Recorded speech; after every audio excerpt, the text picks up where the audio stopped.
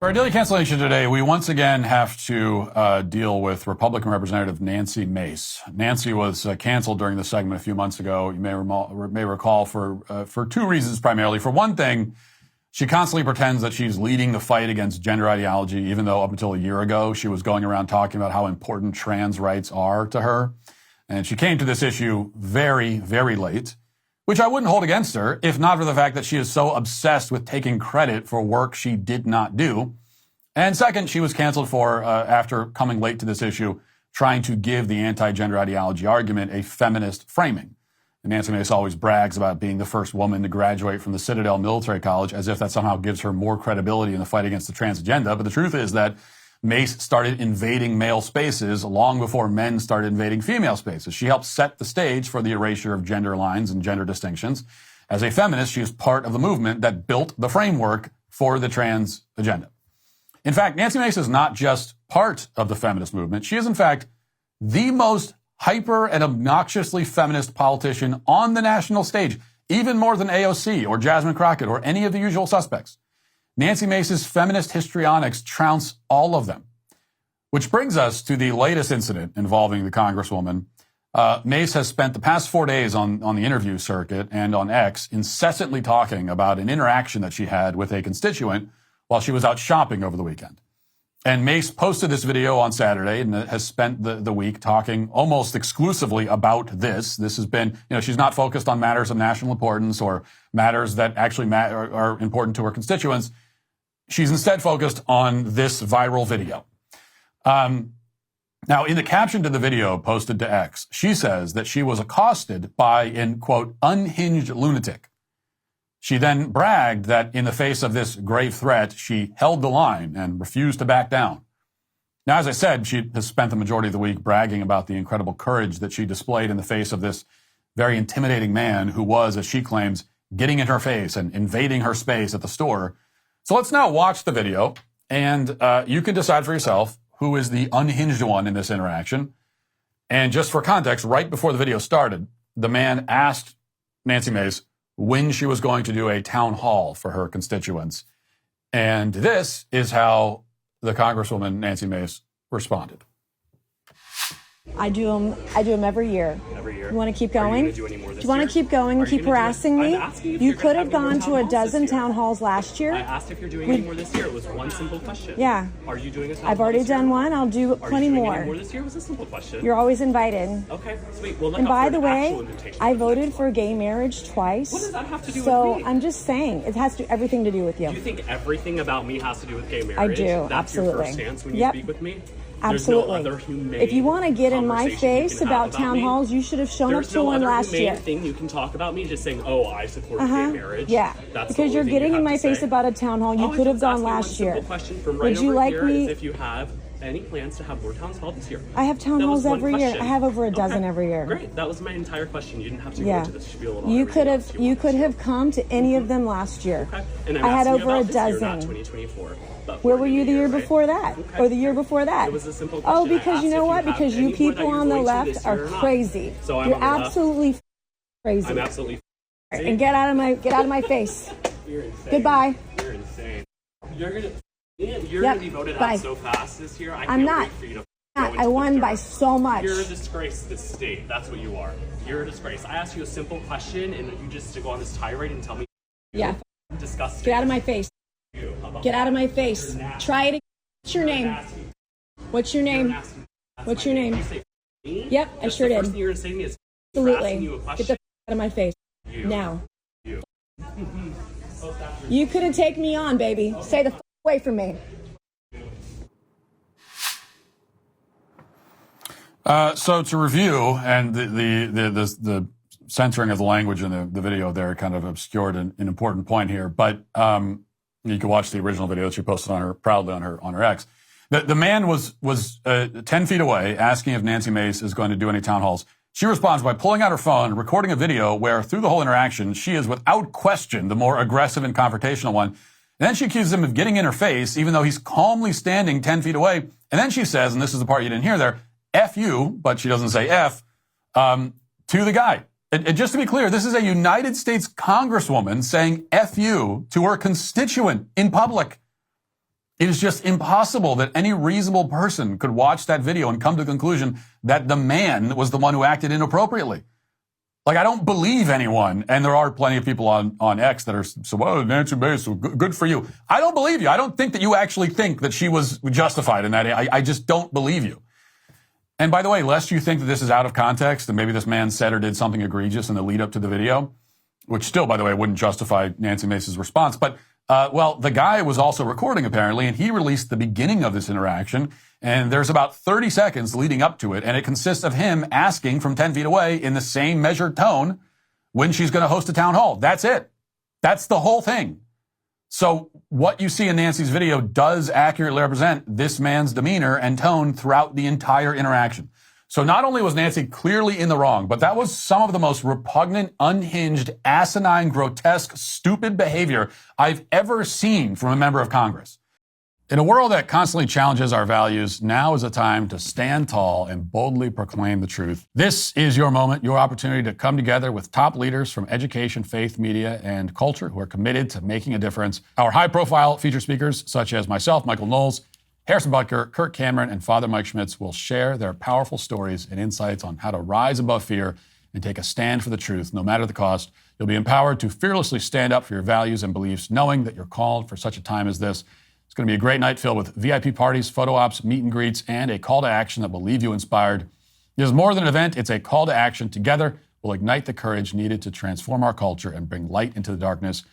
Will you answer the call? All proceeds benefits furthering the mission of Courage Under Fire and Regina Celli Academy to change our culture through education, the arts, law, and the pro-life cause. Regina Celli Academy is the largest and only nationally accredited classical homeschool hybrid with 23 locations and counting across the country. To learn more about Regina Celli Academy and the gala, head over to courageunderfiregala.org. That's courageunderfiregala.org. Use code IGNITE10 to receive 10% off your ticket today. Hurry, tickets are selling fast. I mean, Nancy managed to make Jasmine Crockett look like a model of decorum and maturity by comparison. If AOC did something like that, we would ruthlessly excoriate her for it. But the truth is that as bad as AOC is, she's not nearly shameless and obnoxious enough to say F you to her own constituent because he asked about a town hall. Only Nancy Mace stoops to this level in her obsessive, never-ending quest to get attention. And that quest continued a few days later on Fox News. Here she is talking to, and by the way, she did a bunch of interviews about this. This is all she's talking about this week. All she ever talks about is herself. That's the only thing she cares about, the only thing she ever talks about. And this week, it's all about her, you know, this is because she's the main character of America. And this is this episode is all about this thing at the store. So here she is talking to Sean Hannity. And listen to the way that this woman describes the incident that we all just watched. Listen. I just wanted some face wash. That was it. I went to the store. I had a little bit of time to myself on Saturday afternoon, want to go shopping like I do. I'm a normal person. I do my own grocery shopping. And this guy approached me, and I will tell you, I felt threatened. I felt harassed. And I will tell you, as someone who's experienced trauma in her life, and a lot of women will understand what I'm talking about, when some guy gets in your face and approaches you in the aggressive manner that he did, and you feel like you're in danger, instinctively, as women who've been through trauma, who've survived sexual assault, survived domestic abuse, you have two options. You can fight or you can flee. And Sean, I'm a fighter. Oh my gosh. So Nancy says she felt threatened, harassed, and in danger because a man spoke to her in the face wash aisle at the grocery store. She says, and has repeated this line frequently this week, that she says that her history of trauma causes her to react this way. And if that's true, if she is so traumatized that she can't help but lash out belligerently at any man who attempts to speak to her in public, then she is not fit for public service. Either her reaction was a programmed response that she can't help, which I don't believe for a second, by the way, or it was a calculated attempt to go viral and get attention by verbally abusing one of her constituents. In either case, she is not fit for public service. If Nancy has experienced trauma in her life, I'm sorry for it, but if it has made her emotionally unbalanced and unable to remain composed and dignified, even in the most low-stakes, low-stress situation imaginable, then she is not suited to hold public office. If she's acting belligerent just for attention, which I think is what's happening, and then using trauma as an excuse after the fact, then she's even less suited. But whichever way you slice it, you arrive at the same conclusion. And it gets even worse, because yesterday she posted another tweet. This one, like so many of her tweets, was accompanied by a picture of herself. This woman posts more selfies in a day than I've posted in my entire life. But the selfie is the least of the problems with this post. Here's what she wrote, quote, "If a woman feels unsafe, a real man backs off. He doesn't argue. He doesn't linger. He doesn't force her to explain her fear. A real man respects her and walks away. Real men protect women. Hold the line." Now, hold the line, of course, is the slogan that she's adopted because Nancy bravely held the line on transgenderism starting in the year 2024. She held the line by belatedly and cautiously stepping up to the line that had already been held for years by people who have far more moral and intellectual courage than she does. In any case, by the way, Nancy Mace has never held the line on any issue ever. Okay, a year after George Floyd, she was still claiming that he was horrifically murdered. A year later, okay, this is her holding the line. She has never held the line on any important issue ever. Okay, ever. In any case, the bigger issue is all the stuff before that in that tweet, where she says that a man is only a real man if he backs away and runs off like a scolded puppy whenever a woman tells him to. A man is only a real man if he's obedient to women like Nancy Mace. This is classic feminist manipulation coming from an allegedly conservative politician. Now, in truth, a man should never make a woman feel unsafe intentionally, obviously, but a man is under no obligation to fall silent and submit just because a woman claims that she feels unsafe. Sometimes women can use the "I feel safe, unsafe" line as a manipulation technique to shut down disagreement or to coerce men into doing what they want. And we know that happens sometimes because that's exactly what Nancy Mace just did. We all saw it. Nancy Mace's behavior in the face wash aisle at the store is a perfect example of exactly this phenomenon. Mace was embarrassed that a constituent noticed how she's so busy doing cable news hits and talking about herself all day and isn't doing anything for her constituents. And instead of meeting that challenge head on and having an adult conversation, she started screeching about how she feels threatened and harassed and unsafe. And now she says that if we want to be real men, we must bow to that manipulation tactic and shrink away in silence. Nancy Mace knows what a real man is. And coincidentally enough, a real man is a man who does whatever Nancy Mace wants all the time, immediately and without objection. Well, Nancy, if you can start telling me what a real man does and how a real man behaves, then I can do the same in the reverse. A real woman acts with class and dignity and doesn't start screaming profanities in the grocery store because someone tried to ask her a question. A real woman isn't desperate for attention, constantly talking about nothing but herself. A real woman doesn't use manipulation tactics to silence men.